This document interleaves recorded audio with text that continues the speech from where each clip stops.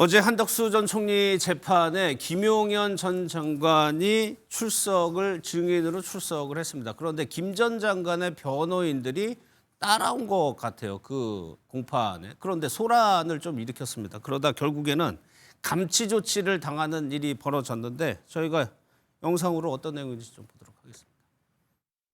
누구십니까? 왜 오신 겁니까? 자, 거부를 합니다. 거부했고요. 이 법정은 방청권이 있어야만 볼 수가 있습니다. 퇴정하십시오. 네. 퇴정하십시오. 지금 명합니다. 나가십시오. 나가십시오. 말씀하시면 감시합니다. 나가십시오. 자, 감시합니다. 감시합니다. 그 구검 장소에다 유치하도록 하겠습니다. 감시합니다. 감시합니다. 옆에 계신 분은 왜 있습니까? 나가십시오. 보신 대로 어제 상황을 그대로 저희가 굉장히 좀 길게 영상을 보여드렸는데 재판부가 왜 왔느냐고 묻고 뭔가를 얘기하려니까 안 된다고 하니까 계속 뭔가를 얘기하려고 하다 통제에 따르지 않다가 결국에 감치되는 상황이에요. 변호인단이.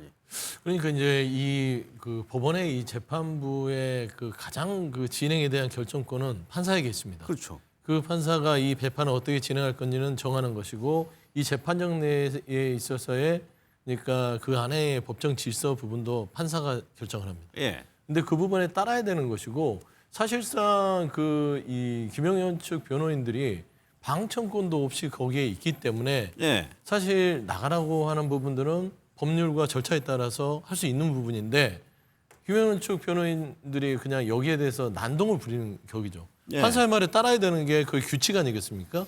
왜 사회 규칙을 어기고 저기서 계속해서 제가 한 말씀 하겠다라고 하니까 판사는 정해진 절차에 따라서 퇴정을 명령했는데 그 부분에 대해서 따르지 않았고 그래서 감치 명령을 내렸는데도 불구하고 계속해서 하니까 구금에 의한 감치 이 부분을 명령을 했어요. 근데 이제 김용현 측 변호인이 이진관 판사뿐만 아니라 지기현 판사 쪽에 어떤 변호를 할 때도 그냥 계속해서 본인들 얘기를 합니다. 아, 그래요? 거기에서 그냥 풀어놔 버리니까 이 재판정 와서도 이렇게 해도 되는지 아는 거예요. 결국에는 저는 사실 이 법원에 대한 어떤 존중 이런 부분들을 하지 않는 변호인들 결국에는 그 피고인이나 변호인이나 법치 질서에 대한 불감증이 있는 것 같아요. 그래서 이런 부분들은 단호하게 다른 재판부도 좀 이진관 판사를 좀 이렇게 본받아서 이 법정에 대한 그 여러 가지 어떤 존엄 그다음에 무게감을 정확하게 할 필요가 있다. 이게 좀 쉬운 말로 얘기하면 버릇이 나빠진 거죠. 지금 재판을 받아본 적이 없어가지고 원래 재판을 어떻게 진행하는지 감이 없어서 저희 좀 힘들긴 한데 그러니까 동석을 요청했다고 해요, 변호인이. 근데 재판부에서 그걸 허락하지 않았어요. 그럼에도 불구하고 방청을 와서 무언가를 얘기하겠다고 하는 거. 김 의원께서 이거 들어줬어야 된다고 보십니까? 그래서 뭐 일단 빈 방청석이 많이 있었기 때문에 충분히 변호인들이 어떤 이의 제기를 하면 저는 한 번쯤은 들어줄 이유도 있다고 보이거든요. 근데 저는 지금 3대 특검이었던 우리 판사님들을 보면 지기현 판사 같은 경우에는 상당히 좀 말랑말랑해요. 그렇기 때문에 뭐 변호인들이 여러 가지 이의 제기를 할 때 그런 것들도 충분히 듣고 또 어떤 일정을 잡는 데 있어서 굉장히 조금 타협적으로 하려고 하는 부분이 있는데 이진관 판사 같은 경우는 굉장히 좀 살벌하게 하거든요. 그렇기 때문에 변호사들 입장에서 볼 때는 벌써 어느 정도 결론을 정해놓고 그냥 형식적으로 재판을 끌어가려고 하는 게 아니야? 변호인들이 또는 피고인들이 주장하는 이 제기에 대해서 한 번도 받아주지를 않는 부분이 있거든요. 그러다 보니까 아마 지금 김용현 전 장관의 어떤 변호인들이 볼 때는 가장 다른 어떤 3대 특검의 피고인들 변호인 중에서는 가장 조금 터프하거든요. 그러니까 3대 특검의 어떤 김건희 여사 쪽의 어떤 변호인들을 보면 제일 조금 양순해요. 그렇기 때문에 어떤 피고인들의 성향에 따라서 변호인들도 좀 따라가는지는 모르지만 어떻게 보면 김용현 전 장관의 어떤 변호사도 굉장히 좀 강하게 어필하고 있는데 그 부분은 제가 볼 때는 나름대로 어떤 재판 전략에 있어서 그냥 판사가 주도하는데 끌려가지 않겠다. 나름대로 판사하고도 굉장히 기싸움을 강하게 해서 어느 정도 어떤 사법적인 예단 또는 결론을 정해놓고 있는 부분에 대해서 좀 바꾸겠다. 또는 만약에 계속적으로 그런 식으로 가게 되면 이 부분을 나름대로 여론 재판으로 좀 끌고 가겠다 하는 그런 부분도 좀 있는 것 같거든요. 그렇기 때문에 저는 김용현 전 장관의 아마 변호인들은 나름대로 어떤 법리적으로도 다투지만 재판관들이 어느 정도 결론을 정해놓고 있는 부분들도 있다면 그 부분에 있어서는 정치 재판으로 또 여론 재판으로 나름대로 나중에 활용하려는 것이 아닌가 하는 예. 그런 곡선이 좀 깔려 있다 그래 보입니다. 이게 중계가 되기 때문에요. 예. 뒷부분에 하나 더 영상이 더 있기 때문에 그 부분은 다시 한번 보도록 하고 이제 그 감치에서 풀려났습니다. 어떤 이유로 해가지고 감치되지 서울구치소로 가지 않고 나서 이 변호인이 어떻게 좀 반응이 나왔는지 그 영상을 한번 보겠습니다. 우리 팀에 대적하는 놈들은 무조건 죽습니다. 이제 이진관 이놈 죽었어 이거.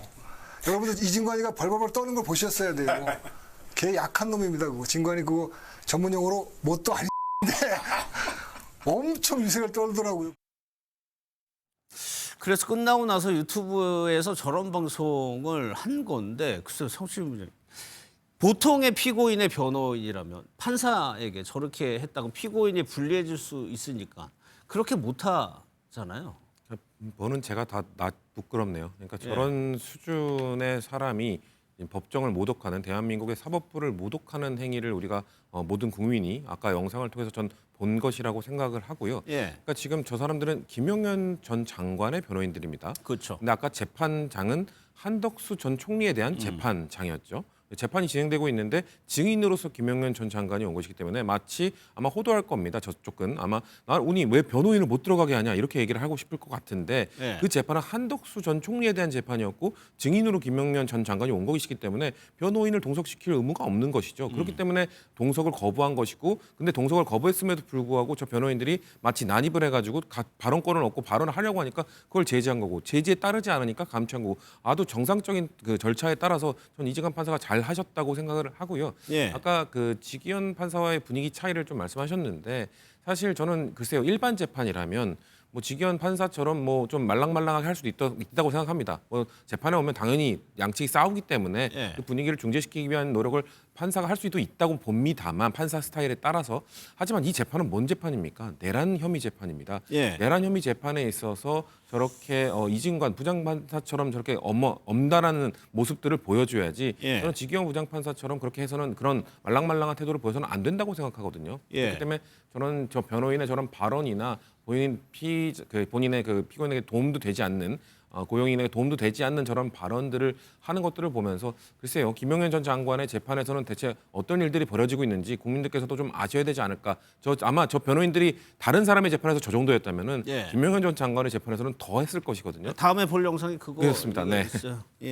그런데 감치를 한다는 거는 구치소로 보내는 건 줄 알았는데 지금 나오는 거 보면 인적사항이 제대로 특징이 안 돼서 구치소에서 안 받았다. 이거는 어떤? 재판부에서 이제 감치 명령을 했는데 이 인적 사항을 파악하지 못하고 즉시 감치를 하다 보니까 뭐 주민등록번호라든지 이름이라든지 그 사람들이 이 부분을 특정하지 못하면 감치를 못하는 거고 사실상 변호인들의 감치, 그다음에 이 방청객의 감치가 흔한 일은 아닙니다. 그렇죠. 그래서 이런 부분에 있어서 좀 보완해야 될 부분이긴 하나 사실 저는 이하성 변호사 이분에 대한 이런 그 행위들이요. 우리가 봐서 알겠지만 이거는 대한민국의 법치 질서를 무시하는 행위잖아요. 어떻게 판사의 명령에 있어서 정당한 그 법정 질서를 유지하기 위해서 하는데도 불구하고 본인들이 유튜브를 가서 그 지금 해당 이진관 판사에 대해서 정말 망언을 쏟아냈지 않습니까? 근데 이분이 누구냐면 자유통일당 정광훈 씨를 따라다니면서 거기서 대선 후보로 나오려고 했던 사람이고 그리고 서부지법 테러 기억하실 겁니다. 그 서부지법 테러를 했던 청년들에 대해서 애국 청년단이다. 내가 변호인을 그 사람들을 하겠다라고 했던 사람이에요. 기본적으로 대한민국의 법치 질서를 부정하는 사람이다.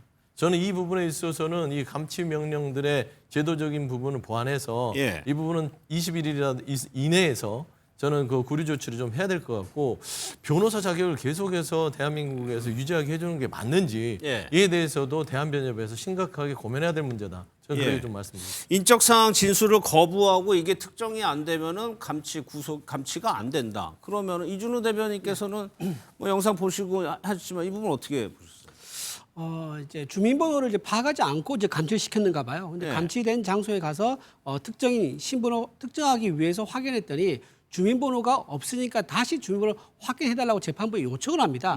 그때 재판부가 그렇다 그러면 풀어줘라라고 석방 명령을 내요. 그러니까 엄격히 말하면 서울구치소가 감치를 거부한 것은 아니고 예. 보완이 필요하다고 얘기하니까 재판부가 내가 보완해주기 어려운 상황인데 재판부로 다시 왔군요. 그렇죠. 예, 네. 내가 보완하기 어렵다. 왜냐하면 주민번호를 알려면 개인정보를 알아야 되는데 그 개인정보를 알기 위해서 뭐 하다 보면 동의를 안 해줄 거 아닙니까? 예. 그러면 불법으로 개인정보를 취득할 수도 없을 거예요. 재판부가. 그러다 보니까 이거 방법이 없으니까 그러면 석방해줘라라고 또 지휘를 해가지고 풀려난 그런 케이스가 된다고 말씀드리고요. 저는 이제 재판부는 신이 아니라고 생각합니다. 예. 최대한 공정성을 유지할 수 있는 자격이 있는 사람이 재판을 이끄는 거죠. 그렇다면 공정한 재판이라는 것을 보여주기 위해서 판사가 무엇을 해야 되느냐? 예단이나 편견을 가지고 있지 않다는 것을 보여줄 필요가 있습니다. 왜냐하면 예단이나 편견 가지고 있다. 그래서 오해를 받게 되면 이 재판 결과가 나와도 사람들이 신뢰하지 않을 거 아닙니까? 예. 그렇기 때문에 저는 증인의 변호인으로 온 사람이 한마디만 하겠다 했을 경우에 사실 이건 뭐 이제 본 재판에 이제 재판도 아니고 증인으로 나온 사람의 변호이기 때문에 길어봤자 그건 길지가 않을 거예요. 몇 분 예. 되지 않을 겁니다. 그러면 한마디 정도 들어주고 뭐 퇴정을 시키든지 이렇게 했으면 매끄러웠을 건데 예. 그 기회조차 주지 않고 딱 잘라가지고 한두 번 얘기하고 바로 감치시킨 거. 이거는 재판부의 직권 남용 오해를 살 수 있을 뿐만 아니라 예. 저는 재판부가 변호인과 쓸데없는 기싸움을 해서는 안 된다. 진실 갖고 싸워야지 기싸움 가지고 시간을 허비하거나 변호인들을 감치하는 직권 남용해서는 안 된다라고 생각합니다. 예. 오늘 윤석열 전 대통령 재판에 홍장원 전 차장이 두 번째로 출석을 했거든요. 그 부분에서 지경 판사가 또 대하는 태도가 있습니다. 그 부분도 한번 뒤에서 비교해서 살펴볼 텐데 이 김용현 전 장관의 변호인들이 그렇다면 김용현 장관의 재판에서는 어떤 일이 벌어지고 있는지 한번 영상을 저희가 준비했습니다. 재판 일단 오전 절차를 마무리하시고 오후에 저희하고 좀 더 협의를 한 다음에 진행하시면 어떻겠습니까, 재판장님? 일단 주신분이라도 진행을 하겠습니다. 장관님 식사 문제도 있고 해서 피고인 퇴정할 때 무슨 일이 있었다고 전해 들었습니다. 그 재판받는 우리 김용현 장관에 대한 지지를 표시한 것뿐인데요. 그런 일을 좀 자제해 주시기 바랍니다. 그 재판장 권한이 아닌데 왜 자제하러 가십니까? 시민들한테 왜 이래라 저래라 재판장 그런 권한이 예, 있습니까? 재판 직후고 법정에서 일어난 일이기 때문에 말씀드립니다. 증인께서는 그렇게 했습니다, 저렇게 했습니다 이렇게 최고 존칭을 하는데 이랬어요, 저랬어요. 아따 진짜 검사들이 정말 제대로 교육을 안 받아가지고 어디서 그런 버르장머리. 지금 발언은 조서에 기재해 주시기 바랍니다. 기재하소 그래 기재해. 변호사님들 이게 오늘따라 대한민국 검사의 수준입니까? 오늘 그러니까 또- 검사층이 사라지죠. 오늘 또 주말이셔서 들뜨셔서 그런가. 검사부 없이 하는 소송이 다 무효입니다. 제가 말씀드렸습니다. 진행한다고 말씀드렸습니다. 아니 재판장님 이번 진행에 저희가 어떻게 동조할 수 있습니까? 협조할 수 있습니까? 글쎄요, 저 장면을 보고 있으니까 좀 판사도 참 고된 직업이겠다라는 생각이 드는데 그게 무슨 판사의 권한이라고 이제 따지는데 법정 안에서 이러니까 내가 얘기하는 거다라는 부분이. 그렇죠. 그러니까 논리와 비논리의 싸움이기 때문에 예. 우리가 좀 불편해 보이는 겁니다. 법정 안에 있는 모든 진행은 해당 이 담당 판사의 권한입니다. 예. 근데 지금 그 이 김용현 측 변호인은 억지 논리를 피하는 거죠. 사실 보면 말투도 그렇고요. 이 재판을 진행하는 판사의 제재에 전혀 응하지 않습니다. 예. 저는 퇴정 명령 부분들도 저는 단호하게 저는 판사가 이렇게 결정을 해줘야만 재판이 진행되는 것이고 이 재판이요 그냥 무슨 이혼 소송이나 뭐 어떤 단순한 경제사범들의 어떤 그런 게 아니라 헌법을 유린한 내란에 대한 혐의를 하는 엄중한 재판이잖아요. 예. 거기에 대해서 비논리로 맞서는 거를 정말 판사가 이거를 단호하게 꾸짖어야지. 아까 보십시오. 주말에 드드셔서 이러시는가?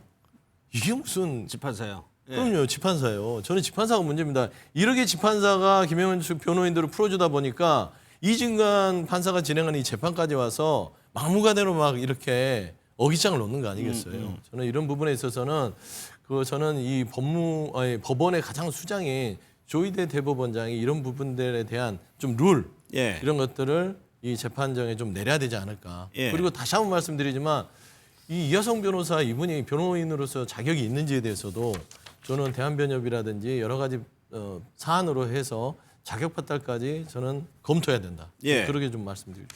앞서 뭐 김 의원께서는 이제 여론전 성격이 있을 거라고 하셨는데 성추행 부회장이 보시기에 그럼 제 변호인들이 저게 피고인에게 유리할까라는 좀 의구심이 드는데도 불구하고 저런 행동을 계속 이어가는 이유를 좀 뭐라고? 일단 재판부에 대한 이 사법부에 대한 기본적 존중이 없는 사람들로 보여지고요. 예. 그리고 아까 우리가 처음에 봤던 영상은 아까 제가 설명했던 것처럼 한덕수 전 총리의 재판장이잖아요. 그렇기 때문에 본인의 그 고용인 그러니까 김용현 전 장관은 거기에 증인으로 간 거기 때문에 그 재판부 그 판사에게 잘 보일 필요는 없다라는 판단도 있었을 것 같습니다. 그리고 아마 아까 전에 그렇죠. 나갈 때 네. 감치해 주셔서 감사합니다 이렇게 조롱하듯이 얘기한 것도 그렇죠. 아마 네. 또 들어가서 이렇게 쫓겨나는 장면을 연출하는 거를 의도하고 전 들어간 게 아닌가. 그렇게 해서 나가 이렇게 탄압받고 있다. 지금 재판장으로부터 뭔가 탄압받고 있다는 이미지를 연출하는 거. 그래서 아까 교수님께서 말씀하신 것처럼 예. 결국 이거를 여론전으로 끌고 가려는 거죠. 이것만 편집해가지고 아니면 이것만 해가지고 아마 이 본인의 지지층이나 이쪽에 이거 봐라 지금 재판부가 얼마나 불공정하냐라는 식으로 아마 호도하려고 할 겁니다. 예. 이건 매우 잘못된 행위고요. 이번 사법부에 대한 존중도 아니기 때문에 저도 아까 그 부대변인께서 말씀하신 것처럼 이거에 대해서는 대한 변협 차원의 검토가 필요하다. 왜냐하면 전체 변호인들을 욕먹이는 행위거든요. 저렇게 사법부를 존중하지 않는 모습. 아니 예. 국민들이 저 영상을 보면서 아니 변호인들이 저렇게 해도 되는 거야? 법정이란 것은 아주 신성한 곳이고 어떤 법정이든 이 판사의 지위에 따라야 되는 것인데 저렇게 법정들 그러니까 판사들을 저렇게 무시해도 되는 거야? 저런 변호인도 괜찮은 거야? 그리고 아까 전에 그 구치소에서 풀려난 것도요. 본인의 인적 사항을 말하는 걸 거부하면서 풀려난 거잖아요. 전 이것도 악용될 가능성이 있다고 보거든요. 다른 일반 국민들, 범죄를 저지른 사람들이 이렇게 감치나 구치됐을 때 아 이거 말 안 하고 버티면은 풀려날 수도 있겠구나라는 잘못된 정보를 전달할 수도 있는 행위이기 때문에 예. 저는 참 변호사들로서 저런 행동을 하는 것이 좀 대한민국 국가 사회에 어떤 도움이 되는지 좀 아주 해악을 끼치는 사람들이라고 생각합니다. 알겠습니다. 어제 윤석열 전 대통령이 이제 증인으로 출석하지 않겠다고 했다가 뭐 1시간 만에 출석했죠. 이 재판에서 좀 짚어볼 대목이 몇 가지가 있습니다. 첫 번째가 군병력 투입과 관련해서 윤 전 대통령이 내가 지시하지 않았다는 취지로 증언을 했습니다. 그 내용부터 한번 보겠습니다. 계엄을 선포하고 나서 제가 국방장관에게 전화를 받았습니다. 여론조사 꽃, 또 민주당 당사, 또 무슨 언론사에도 병력을 좀 보내야 될 것 같습니다. 그래서 아니 거기는 민간 기관이니까 안 된다. 펄쩍 뛰었죠. 이 민간 기관에 절대 보내지 마라. 안 된다고 제가 딱 잘랐고 그래서 장관이 아마 전부 지시를 해가지고 전부 올스톱 한 거로 그렇게 알고 있습니다. 그러니까 언론사와 같은 민간기관의 군병력이 출동을 했죠. 그 대목과 관련해서 본인은 지시하지 않았고 김용현 전 장관이 알아서 한 거란 취지로 얘기를 했어요. 근데 일단 상식적으로요. 장관도 높은 자리이긴 합니다만 대통령은 군통수권자예요. 군통수권자가 반대하는데 장관이 군 병력을 움직일 수 있었을까요? 움직일 수는 없었는데 그냥 일관되게 헌법재판소에서부터 윤석열 전 대통령의 입장은 일관되거든요. 예. 그러니까 전체적으로 내가 했던 비상계엄은 계몽령이었다. 그러니까 당시 민주당의 어떤 줄탄핵 또는 일방적인 예산 삭감 이런 부분에 있어서 대국민 호소를 했던 부분이고 김용현 전 국방부 장관이 전체적인 계엄의 판을 짰다. 예. 다시 말해서 국회 병력을 투입하고 하는 여러 가지 부분들은 본인이 군대를 안 갔다 온 것도 있지만 전체적으로 병력 운영하는 부분은 다 김용현 전 국방부 장관이 했다는 거거든요. 그렇기 때문에 네. 당시에 국회에 어떤 질서 유지 차원으로 병력을 투입한 부분 그런 부분들은 내가 승인을 했지만 일반 언론사라든가 민간 쪽에 병력을 가는 부분들은 본인이 반대를 했다는 부분에 있어서는 결국 본인은 나름대로 비상계엄이라고 하는 그 원칙적인 부분에 있어서는 본인이 동의를 하지만 나머지 어떤 비상계엄의 판 특히 내란과 관련된 부분, 네. 병력 운영에 관련된 부분 이런 부분들은 김용현 전 장관이 다 했다는 부분이고 그런 부분들이 지난번 헌법재판소의 탄핵 심판 과정에서도 본인이 어떤 포고령이라든가 또는 비상입법기구에 대한 내용이라든가 이런 부분들을 다 김 전 장관이 다 작성을 했고 그 당시에도 기억나는 부분이 보면 전공의 처단이라고 하는 이런 부분을 왜 넣느냐 하니까 그냥 김용현 전 장관이 그냥 이건 형식적인 그랬죠. 것 때문에 예, 넣었다는 예. 이런 얘기도 했거든요. 그렇기 때문에 본인은 그냥 계몽령이라고 하는 그 조금 큰 원칙에 대한 부분만 얘기를 하는 부분이 있고 나머지 내란죄 관련된 부분 특히 병력 운영이라든가 이런 포고령이라든가 이런 부분들은 김용현 전 장관이 전체적으로 책임을 묻는 예. 이런 식으로 나름대로 바꿔진 게 아닌가 이렇게는 보입니다. 그렇게 주장을 하고 있는 건데 실질적으로 헌재에서도 그런 게 좀 논란이 되고 있었고 이거는 김용현 장관에게 책임을 다 넘기는 거잖아요. 지금. 네. 근데 그 재판부도 그러겠지만 보는 국민들이 윤석열 전 대통령의 말을 믿을까요? 예. 황당무계하겠죠. 사실상 뭐 군대를 여기를 선택적으로 국회는 보냈는데 예. 예를 들어 민주당사나 뭐 언론사나 여론조사 꽃 그러니까 김호준 씨 방송국에 보낸 거는 내가 만류했다. 그러면은 국방부 장관이 뭐 항명을 한 건가요? 그러니까 사실상 그건 다퉈봐야 되는 것인데 참 비겁하다는 생각이 들고요. 두 번째 그러면 이상민 행안부 장관은 언론사 단전 단수는 누구를 통해서 지시를 받았죠? 그러니까 이제 군을 보내고 이런 그 특정돼 있는 언론사나 이런 것들이 지금 군대를 보내는 부분과 맞닿아 있잖아요. 예. 그러면은 저는 윤석열 전 대통령의 발언 자체는 또 거짓말을 하고 있다. 그러니까 허황된 주장에 대해서 저는 재판이 너무나 시간 낭비를 하는 것 같아요. 이런 부분들까지 우리가 들어야 되는지 모르겠으나 큰 축에서는 대통령은 윤석열이었다는 거죠. 예. 김용현은 국방부 장관이었습니다. 군 통수권자는 윤석열 전 대통령이기 때문에 예. 이런 부분들은 사실상 재판부에서는 신뢰할 만한 증언으로 받아들이기 어렵다. 예. 그렇게 보는 게 맞을 것 같습니다. 그러면은 성치 부장님 왜 군 투입 지시 부분을 저렇게 좀 부인하는 이유 윤 전 대통령 입장에서 부인해야만 되는 상황이 뭐가 있나요 지금?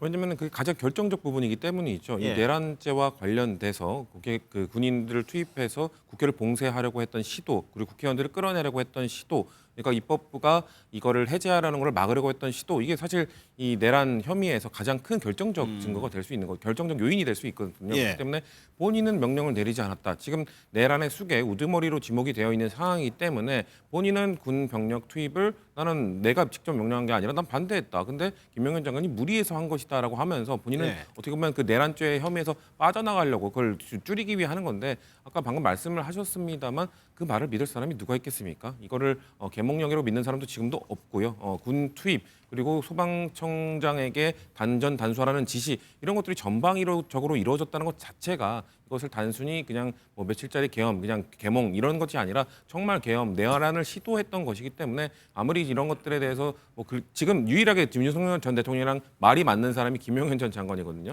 다른 사람들은 사실상 윤석열 전 대통령이 원하는 대로 답변을 안 해주고 있는데 김용현 전 장관만 본인과 어떻게 보면 합을 맞추고 있는 상황이다 보니까 그런 부분에 대해서 이런 걸 거짓말을 통해서 좀 빠져나가야겠구나라고 생각을 할지 모르겠습니다만 예. 다른 모든 증인들과 증언들이 윤석열 전 대통령이 병력을 투입했다라고 지금 증언을 하고 있는 상황이기 때문에 예. 그걸 부정하기는 어려울 거라고 생각합니다.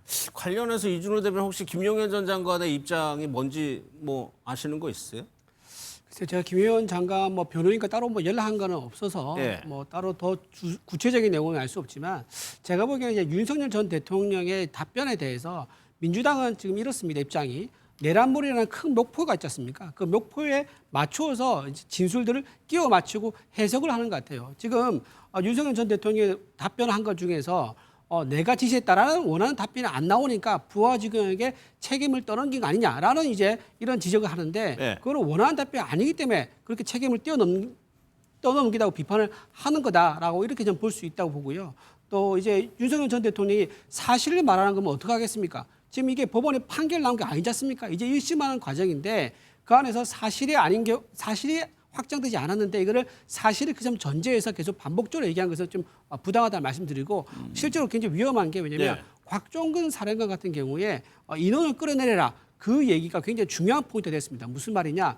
이것을 곽종근 사령관은 윤 대통령의 지휘를 받아서 지시를 하다했다라고 쭉 얘기해 왔었는데 이번에 드러났지 않습니까? 곽종근 사령관이 인원을 끌어내려라 지시를 하고 나서 최초로 윤 대통령과 9분 뒤에 통화를 합니다. 즉 다시 말해서 아무도 지시한 사람이 없는데 본인이 판단해가지고 인원을 끌어내라는 명령을 하다란 거예요. 그게 이번에 재판까지 드러났지 않습니까? 이런 식으로 사실관계가 달라질 수 있다. 그래서 예. 민주당 입장에서는 내란몰이라는 큰 목표 속에서 너무 끼워 맞추기 해석을 하다 보니까 이런 억지 좀 주장이 나오는 게 아닌가 이런 부분도 좀 열린 좀 마음으로 좀 상황을 좀 재판 지켜봐야 된다고 봅니다.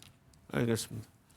제가 정확히 기억이 안 나요. 그게 사실관계가 그렇게 된 건지. 발판에 그거는 예. 허위사 그게 잘못된 정보기 때문에 제가 바로 잡으면 예. 드러났다라뇨. 그거는 윤석열 측의 주장이죠. 그러니까 곽종근 전 사령관이 오해했을 것이다는 것인데 중요한 거는 딱 두 가지만 말씀드릴게요. 곽종근 사령관이든 여인영 방첩사령관이든 이 이진호 수방사령관 정보사령관이든 누구하고 통화했습니까? 김용현하고 통화했습니까? 곽종근 사령관이 국회에 있을 때 김용현 전 장관이 전화해서 들어가라. 지금 표결이 안 됐다 했습니까? 윤석열 대통령을 통화했잖아요. 예. 그건 윤석열 대통령도 인정을 했습니다. 그러면 통화를 했으면 군대를 빼라. 이거는 국방부 장관이 김용현이 나의 명령을 어기고 지금 군 투입했다. 이런 말들이 곳곳에서 나와야 되는데 그런 게 나온 게 있어요? 없잖아요. 그러니까 허무맹랑한 주장들을 하는 거고 김영은 전 장관이 이 부분을 다 뒤집어쓰라 하는데 어차피 저분도 최악 무기징역 아닙니까? 예. 그렇기 때문에 저는 둘이서 어떤 생각을 가지고 지금 법정을 못 오가고 있는지 모르겠으나 최소한 사실관계는 바로 하셨으면 좋겠다. 알겠습니다.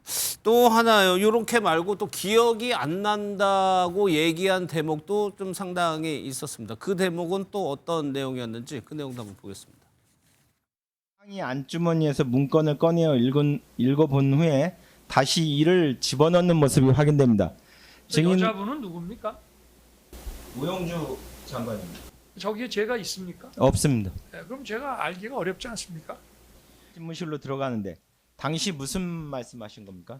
아니 저게 기억이 나겠습니까? 답변하지 않겠습니다. 보이시죠? 이상민 장관 일어나 있고. 네. 예. 당시 증인은 이상민 장관에게 특별히 별도의 지시를 내린 것으로 보이는데 아니 추정을 해도 좀 합리적이고 과학적으로 한다면 모르겠는데 이런 불합리한 추정에 대해서는 답변하지 않겠습니다. 흥분하지 마시고 네, 흥분이 불합리하다고 생각되시면 답변을 자세히 하시면 됩니다. 아니요, 당시 상황에 저게 대해서. 다 지금 다들 듣는데 다 같이 하는 얘기 아닙니까? 네, 다음. 이상민한테만 하는 얘기입니까?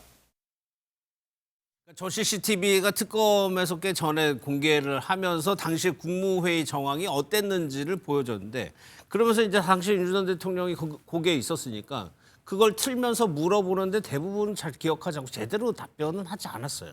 그렇죠. 선택적 기억인 것 같은데 네. 본인이 다른 부분에 대해서는 뭐 상세히 설명해서 너무 길게 말한다고 제지를 시킬 정도로 말을 많이 하면서 저 부분에 대해서 본인과 불리한 부분에 대해서는 기억이 나지 않는다.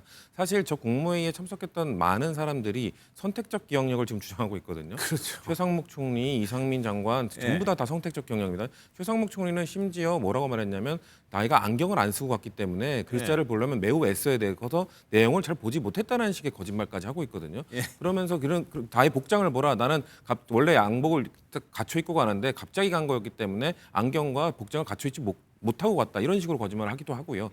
이상민 전 장관도 마찬가지입니다. 처음에는 뭐라고 했었죠? 대통령 집무실 책상 위에는 아까 지금 윤석열 전 대통령이 계속해서 거부하고 있는 집무실에서 뭐라고 지시한 거 아닙니까? 그러니까 아니라고 하고 있는데 처음에 이상민 전 장관은 그냥 대통령 책상 위에 뭐가 있길래 그걸 쓱 보고 소방청장에게 전화했다라고 거짓말을 했습니다만 우리가 봤던 저 영상 속에서 문서를 보고 있는 게 나타났습니다. 그렇기 때문에 저기 나와 있는 사람들이 다 기억이 잘 나지 않는다라고 말하기 전에는 거짓말을 하다가 저 영상이 공개된 이후에 본인들의 거짓말이 드러나니까 그때부터는 이제 기억이 나지 않는다로 넘어간 겁니다. 그렇기 때문에 윤석열 전 대통령이 저렇게 기억이 나지 않는다, 증언하지 않겠다라고 하는 것 자체가 할 말이 없기 때문이라고 저는 봅니다. 그러니까 이상민 장관에게 대해서 뭔가를 지시하는 거 아닙니까라고 이제 물어봤는데 저게 지시하는 걸로 보이냐. 그러니까 영상 자체의 뭐 신빙성을 좀 떨어뜨리려고 했을까요? 그렇죠. 아까 전에 저 여자는 누굽니까라고 했던 것도 본인이 이건 난 진짜 기억 안 난다. 내가 저기 국무위원 몇 명 오지도 않았는데 내가 기억 못 하겠냐. 뭐 이런 식으로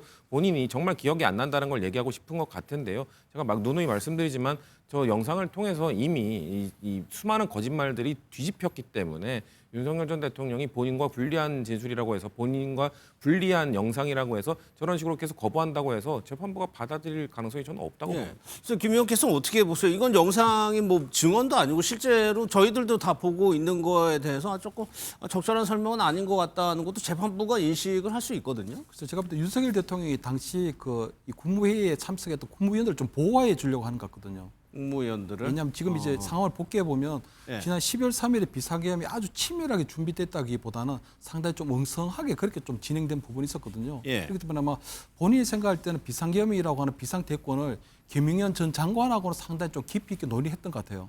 하지만 그날 12월 3일 날 그날 비상계엄 국무회의에 불려온 한덕수 총리라든가 최상목 부총리라든가 나머지 국무위원들은 사실 비상계엄에 대한 내용을 모르고 그 국무회의에 참석을 하게 된 거거든요. 그러다 보니까 아마 지금 본인이 어쨌든 비상계엄이라든가 탄핵이 되고 이제 지금 내란죄의 어떤 재판을 받고 있는 상황에서 보면 국무위원들이 사실 조금 선량한 피해자일 가능성이 굉장히 큰 거거든요. 그러다 보니까 아마 본인이 나름대로 아마 저 CCTV 영상을 보면서 그래도 나름대로 그래도 국무위원들이 조금 참석하긴 했지만 사전에 모의된 것도 아니고 어떤 구체적인 역할을 지시한 것도 아니고 그분들이 따른 것도 아니라고 하는 부분에 있어서 예. 나머지 국무위원들을 조금 보호해 주려는 것이 아닌가. 그래도 어쨌든 본인이 충안구 후보였던 뭐 김영현 전 장관이나 이상민 전 장관 같은 경우는 상당히 많은 부분을 논의를 했지만 나머지 국무위원들은 한덕수 예. 총리를 비롯한 나머지 비상계엄 국무회의에 참석했던 국무위원들은 조금 억울한 피해자다, 조금 선량하다 하는 그런 부분에 있어서 나름대로 어떤 진술이나 이런 부분들을 약간 기억이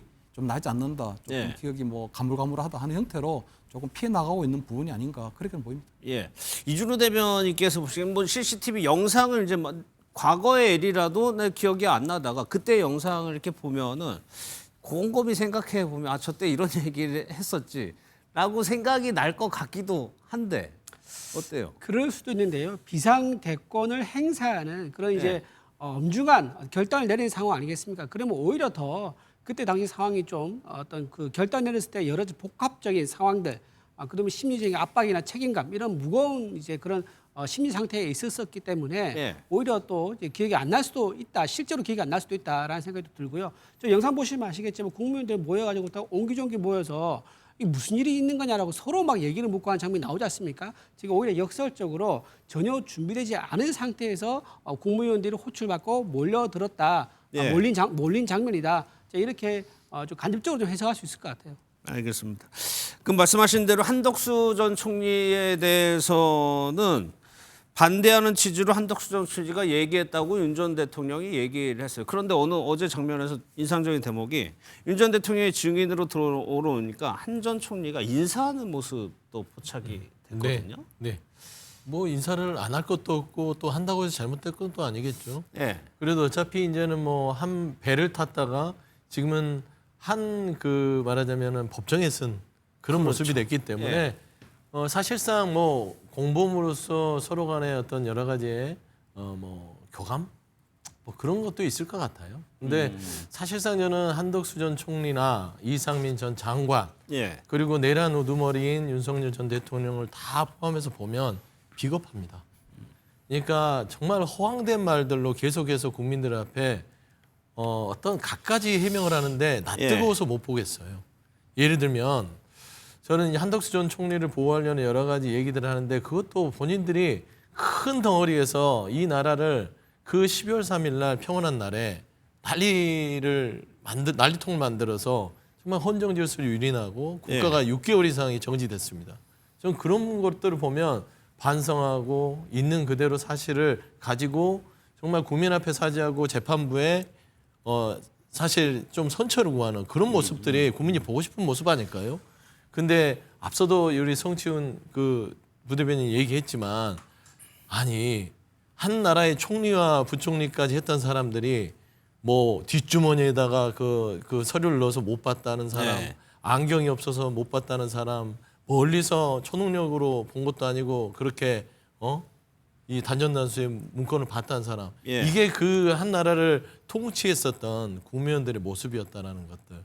정말로 좀 이 그 대면하는 모습 속에서 이게 조속히 빨리 끝나는 것만이 우리 대한민국에서 좋겠다는 생각을 좀 하게 됐습니다. 또 한 대목이 추경호 의원에 대한 얘기입니다. 그러니까 전화를 당시 계엄 선포 직후에 전화를 왜 했느냐. 그러니까 추경호 의원은 지금 체포 동의안도 처리가 예정이 돼 있는 상황이죠. 왜 전화했냐고 물어봤는데 글쎄요. 윤 전 대통령이 어떻게 답을 했는지 한번 보겠습니다. 그 추경호 원내대표랑 통화하셨다고 아까 말씀하셨죠? 그래서 상의를 미리 못해서 미안하다 이렇게 얘기했다고 하셨는데 맞나요? 그런 취지로 얘기를 했습니다. 통화 시점이 사실은 비상계엄 후에 네네. 아주 급박한 상황인데 그때 전화를 해서 고생이 방에서 그때는 뭐 이렇게 방에 사람도 없고 뭐 이렇게 좀 정신없고 이런 상황이 아니었어요. 그러니까 뭐 어떻게 말씀하시는지는 증인이 말씀하시면 되는 건데 그 당시 상황이 이렇게 뭐 일반적으로 보면 급하다고 볼 수도 있는데 그 상황 안에 전화해가지고 고생이 많았다 이런 취지로 말씀하셨다는 건가요? 그렇습니다. 네, 뭐 그때 뭐 특별히 저도 할 일이 없었거든요. 그 당시 상황에서는. 추경호 당시 원내대표하고 통화를 합니다. 계엄 선포 직후에. 그러니까 이진관 판사는 그 급박한 상황에 통화를 한 이유와 그 내용을 물어보는 건데 윤 전 대통령은 바쁘지 않았다고 얘기를. 일단 윤석열 전 대통령의 어떤 답변 조금 궁색해 보이고요. 예. 왜냐하면 그때 당시에 보면 뭐 곽종건 전 특수사령관이나 뭐 이진수 뭐 수방경비 사령관이나 뭐 이런 분들이 나름대로 그때 벌써 국회 병력이 투입되고 있는 이동되는 그런 상황이었기 그리고 때문에 국회가 아주 긴박하게 움직일 때 저는 할 일이 없었다고 하는 부분들은 조금 궁색한 답변이라고 생각하고요. 예. 다만 지금 추경호 전 원내대표 같은 경우는 통화를 했을 때 비상계엄에 대한 취지에 대해서 설명을 했다는 거거든요. 그건 보면 결국 비상계엄이라는 것이 치밀하게 준비되거나 추경호 원내대표까지 포함한 어떤 국민의힘 지도부하고 사전에 치밀하게 논의되거나 의논이 된 게 아니라 그날 당시에 그냥 12월 3일 날 적극적으로 아주 굉장히 긴박하게 그냥 윤석열 전 대통령의 어떤 판단에 따라 이루어진 부분이 있기 때문에 아마 그때 생방송으로 그 비상계엄 선포를 지켜본 모든 국민들도 의아해하는 그런 상황이었거든요. 예. 그렇기 때문에 아마 윤 대통령 입장에서는 아마 추경호 원내대표에게 그 상황을 좀 설명을 하면서 아마 본인이 미리 일부 분들에 상의를 하고 또는 어떤 의견을 듣지 못한 것에 대해서 예. 조금 미안하다는 취지도 얘기한 것이 아닌가. 일단 추경호 전 원내대표 같은 경우는 지금 구속 이 적부심도 앞으로 이제 국회에서 어떤 체포동의안이나 여러 가지 처리가 되고 난 다음에 아마 본인이 어떤 그런 부분에 있어 어떤 재판되는 과정이 있기 때문에 아마 지금 윤석열 전 대통령 입장에서도 보면 추경호 원내대표의 입장을 최대한 예. 배려하는 그런 답변을 한 게 아닌가 이렇게 보입니다. 사실 그때를 한번 돌이켜 보면 비상계엄이 선포되고 거의 많은 국민들이 국회 표결이 어떻게 되는지 실시간으로 TV나 유튜브나 모든 걸 동원해가지고 보는 상황이었거든요. 뭐 특전사 군인들이 내리는 장면도 보고 그때 상황에서 특별히 본인은 할 일이 없었다는 얘기예요. 그러니까 저 말을 또 누가 믿겠습니까? 예. 그러니까 본인에게 좀 유리한 발언을 해주는 사람들만 보호하려는 추경호 원내대표나 아니면 한덕수 전 총리나 이런 사람들만 보호해 주려고 하는 거예요. 그래서 예. 궁색한 거짓말을 하고 있다고 좀 보여집니다. 왜냐하면 사실 한덕수 전 총리도 그렇습니다. 본인은 말렸다고 했습니다만 최상목 전 부총리도 그랬고요. 국무위원 대부분이 한덕수 전 총리가 말리는 모습을 난 본 적이 없다. 그 말은 들은 적이 없다라고 다 증언들을 하고 있거든요. 예. 윤석열 전 대통령만 말렸다. 그런 식으로 얘기했다고 도와주고 있잖아요. 추경호 전 원내대표도 마찬가지입니다. 사실 이거는 그 둘의 통화는 그 둘만 알고 있기 때문에 사실 둘만 입을 맞추면 되는 것이거든요. 그렇기 때문에 나는 그런 이야기를 하지 않았다고 합니다만 추경호 원내대표가 지금 혐의를 받고 있는 게 뭡니까? 윤석열 전 대통령의 토를 받고 나서 그 다음에 우원식 국회의장이 계엄 해제 투표를 위해서는 여야 대표 모두에게 원내대표 모두에게 연락을 해야 되기 때문에 예. 연락했더니 늦춰달라고 하고 이제 투표 표결할 거다 이제 들어와야 된다고 하니까 30분만 더 늦춰달라고 하다가 결국 그 뒤에 국민의힘 의원들에게 당사로 또 모이라는 문자를 그 당시에 보냈다는 거 아닙니까? 그렇기 때문에 추경호 원내대표가 지금 매우 곤란한 상황이기 때문에 본인은 그때 그런 얘기 하지 않았다. 표결 방해 행위 그런 얘기 한 적도 없고 그렇기 예. 때문에 나는 그냥 미안하다는 말을 하기 위해 전화를 했다라고 말을 하는 건데 예. 궁색해도 너무 궁색하다. 저는 거짓말도 성의가 있어야 된다고 생각하는데 저 정도 거짓말이면 그냥 국민을 기만하는 거라고 저는 생각합니다. 그러니까 판사 이진관 판사도 그냥 증인이 하고 싶은 얘기를 그냥 하라고 식으로 얘기를 하더라고요. 그러니까 이제 들을 만한 그 신뢰성이 없다라고 예. 표현하는데 저는 참 이 거짓말을 하다 보면 허점이 보이거든요. 예를 들어서 그 추경호 당시 원내대표랑 고생했다라는 거 외에는 기억이 안 나고 그런데 그렇게 바쁜데 고생했다는 말을 하려고 했냐. 예. 그랬더니 나 그날 한가했어요 이 얘기잖아요. 근데 보세요. 이 비상계엄의 요건이 헌법에서는 전시사병 그에 준하는 비상사태입니다. 근데 한나라의 대통령이 비상계엄을 선포했잖아요. 한가했다며요. 예. 근데 국가가 비상 상황에 지금 직면했는데 할 일이 없어요. 그건 본인 스스로의 비상계엄이 그냥 놀이였던 겁니다. 국가는 비상 상황이 아니었다는 것을 스스로 자인하는 꼴이 되기 때문에 예. 저는 이런 부분에 있어서는 스스로 결국 자책골을 또 넣는 것이다. 그러니까 거짓말하고 말 많이 하다 보면 그 허점들이 드러난다고 저는 보입니다. 알겠습니다.